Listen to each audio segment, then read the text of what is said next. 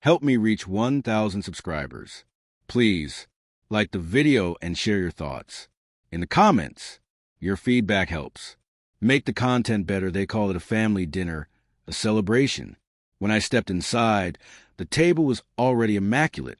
Crystal glasses, roasted lamb. My father's prize Bordeaux resting in an ice bucket like a trophy. My mother's smile was too wide. My brother didn't look at me once. I should have known. Nothing that perfect ever ends well in this family.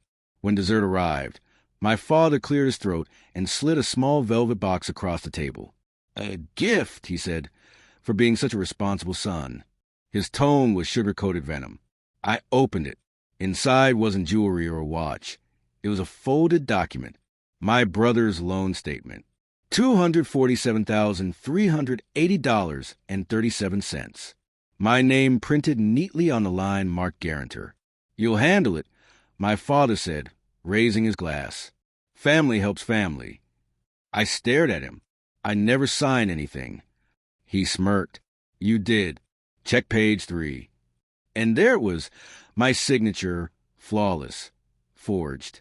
When I refused, he didn't argue. He poured his wine, looked me in the eye, and splashed it across my face. Red, dripping down my collar like blood.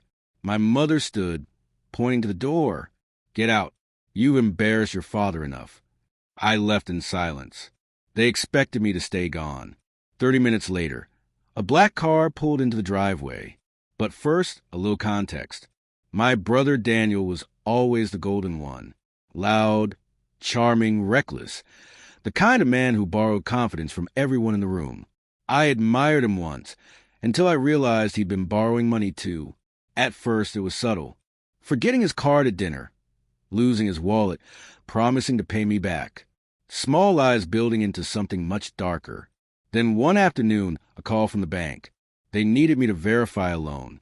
My name, my address, my credit score, all collateral for a $250,000 line of credit. When I confronted Daniel, he laughed. "Relax. It's just paperwork. You make enough." He said it like stealing my future was a favor. That's when I understood. He wasn't afraid. He was protected. Dad, the patriarch preaching family loyalty. Mom, the quiet enabler who ignored the truth. They'd all forged it together. It wasn't about money. It was about control, ensuring I never had the power to walk away. So I planned, not in rage, but with precision. Step 1. I quietly hired a forensic accountant. Step 2. I gathered everything. The false loan, my father's shell company, the real estate deals where they'd use my name. Step 3. I waited for the perfect night, the family dinner, when their pride blinded them completely. They thought I was cornered. They didn't know I'd already spoken to the creditors, transferred the debt legally to my father's company account, frozen his assets at 6:47 p.m. while he was still carving the roast. Then the man in the black suit arrived 30 minutes after I left. Silence fell. He wasn't a thug. He's a process server. He handed my father an envelope sealed in gold. "Mr. Halden, you've been served," he said calmly. Inside, a lawsuit. Financial fraud, forgery, identity theft. Filed by me, supported by undeniable evidence. I watched from the street, reflected in their front window. My father's hand trembled. My mother's lips parted. Daniel's jaw clenched like a man witnessing his own funeral. They looked small. For the first time, the case didn't drag. Threats, guilt, manipulation, all returned signed, dated, notarized. Dad's company collapsed. Daniel's account seized. Mom's inheritance fund audited and drained. I didn't just clear my name. I owned theirs. 6 months later, I bought their house from the bank. They had no idea. When the eviction notice arrived, they called, voices cracking, desperate. I let it ring. Justice doesn't always roar. Sometimes it whispers through paperwork. Do I miss them? No. I miss the illusion that family meant safety. Now it means something else.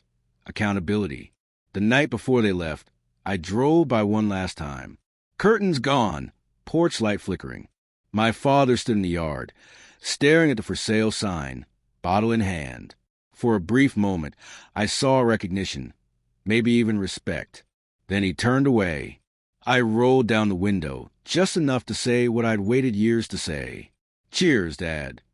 And I drove off. People think revenge is loud, shouting, breaking, burning. It isn't. It's paperwork. It's silence. It's watching them realize you didn't fight back because you were already winning. Tonight, I reclaimed what was mine, and the justice they never saw was quiet, precise, absolute.